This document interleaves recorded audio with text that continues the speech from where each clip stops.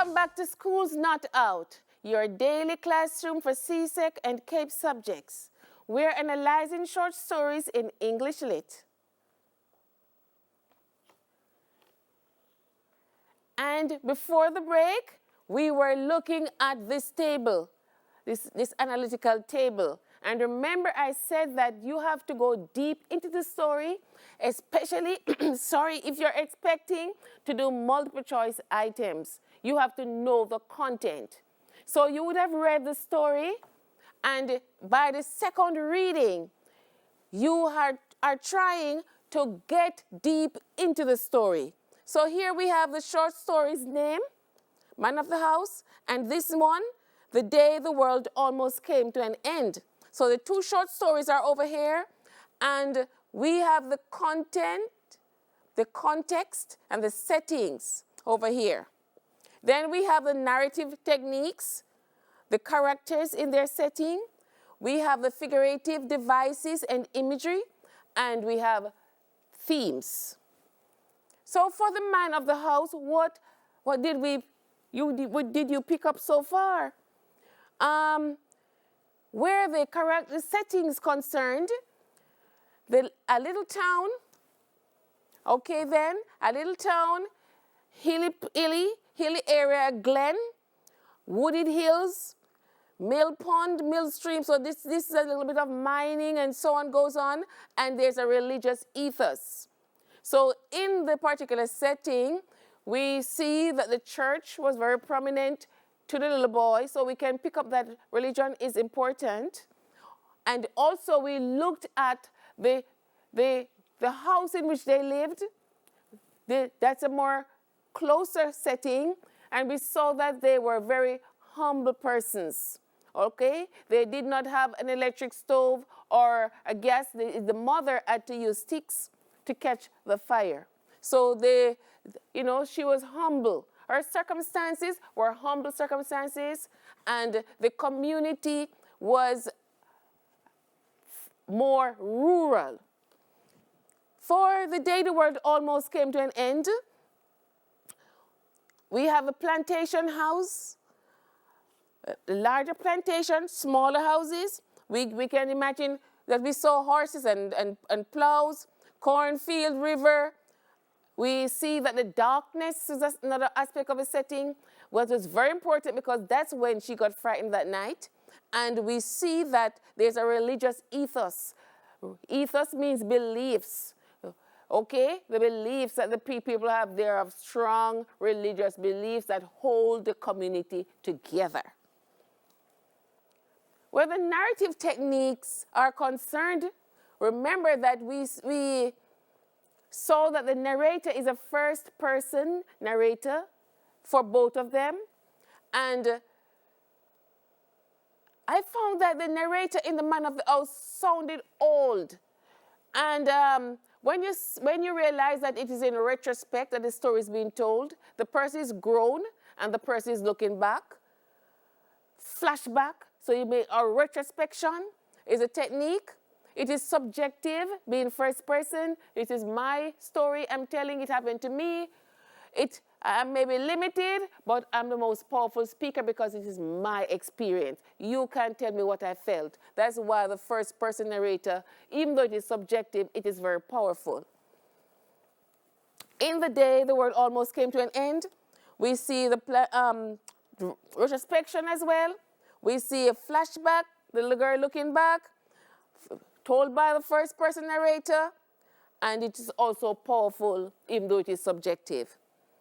The characters in their setting now, the little boy, okay, we know his surname is Sullivan. The mother is referred to as Mrs. Sullivan, but Miss Ryan calls him Flurry. I think that could be his pet name. And then we have the boy's mother, and we have Minnie Ryan, the friend, a very faithful friend, knowledgeable friend of the mom. And in the day the world almost came to an end, we have this girl and she has her cousins. We may meet her father. She mentions her mother and another friend. So when we are trying to make the comparative analysis, we want to align the stories and extract from the stories the very important details.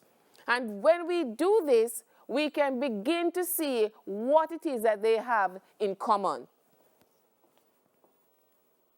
And while we are doing that, we are looking at how we may answer a question that might be asked. So this is a sample question that I have here for you. It says, write an essay in which you describe the setting in each story. In this essay, you must also compare and contrast how the setting for each story contributes to the mood and characterization. So we have to look at the keywords. Now, if you go back to the table that we had, you see that we have some themes over here. Now, when you are studying the texts, some of you want to write everything you know about the texts. You want to show how well you know the texts. But you must remember to write only what the examiner asks for. Do not spend time writing things that you will not get marks for. So you want to make sure that you are answering only what is asked.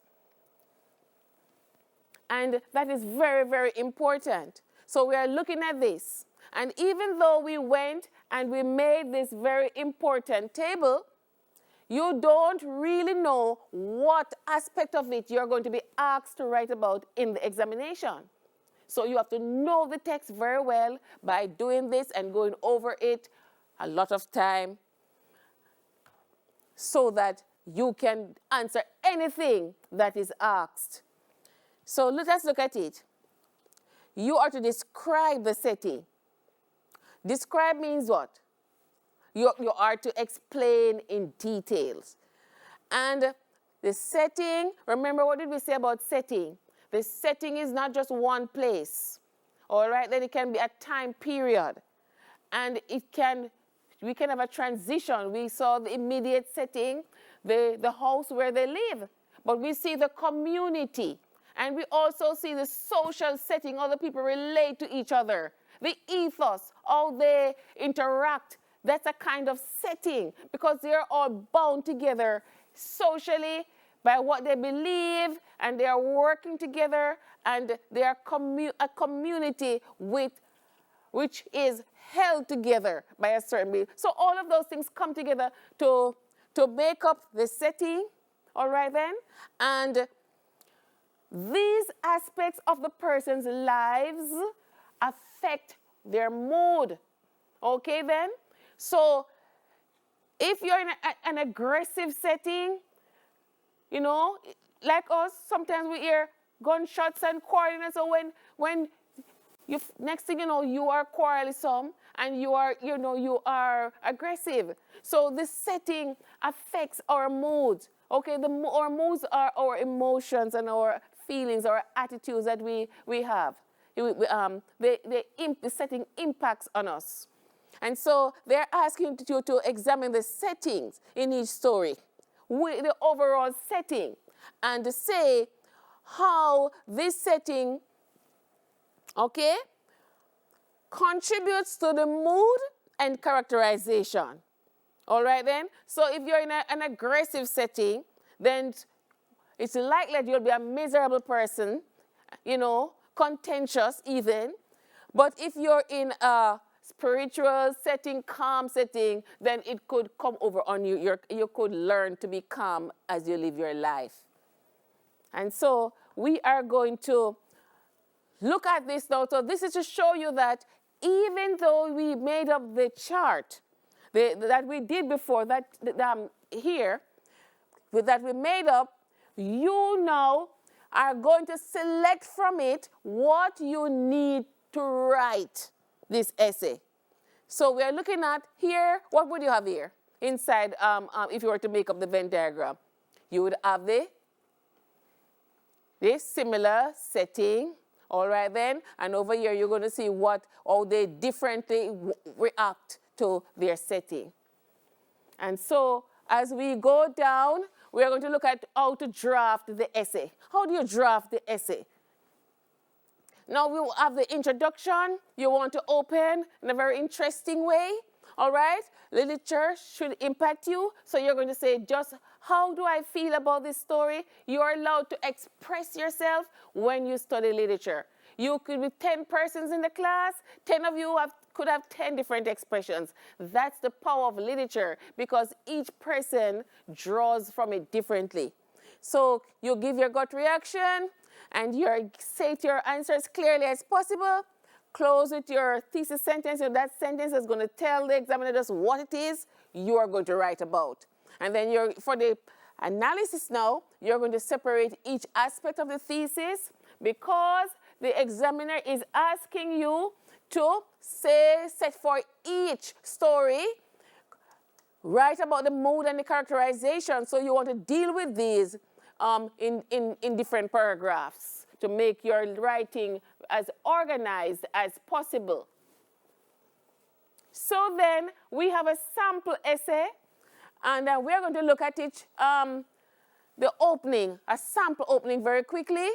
So for the conclusion, you will sum up the writing and include any insight into the human condition that you have gleaned. Or as I said before, you are learning virtually from literature. And so you should, if you really had read it and absorbed it, you have gotten something from it. So let's just look now at how we could open to answer this question that we have. The two short stories, The Man of the House by Frank O'Connor and The Day the World Almost Came to an End by Pearl Creighton, are indeed very interesting. They share a mutual countryside and rural setting and evoke religious aura. Even though nature and spirituality are foregrounded in the two stories, the environment does not have the same impact on the main characters. The little boy in The Man of the House is worshipful and is in awe of nature, but the little girl in The Day the World Almost Came to an End is resistive, in contrast to the collective ethos. You know, they are a religious community, but she is not religious and has a more utilitarian regard to her surroundings. Thus, the characters in their settings portray different moods, and then you would want to go now and show the different moods and separate those into paragraphs. Just before I go though, because the class is coming to an end, remember that you are interested in multiple choice, and I said you must know your content. So you could be asked which of the following is not used to enhance meaning in studying the story: rhythm and meter, figurative language, theme and motif, technique and devices. What's the answer for this one? A, that's right. Which is not likely to be a shared theme in Man of the House and The Day the World Almost Came to an End? Family relationships, fearfulness, struggle for survival, conflict, which one? Struggle for survival. All right then. One last one before we close. Look at this one. The main difference between the main characters in Man of the House and The Day the World Almost Came to an End is one is very dependent while the other is very independent. B, the boy is religious while the girl resists the religious culture.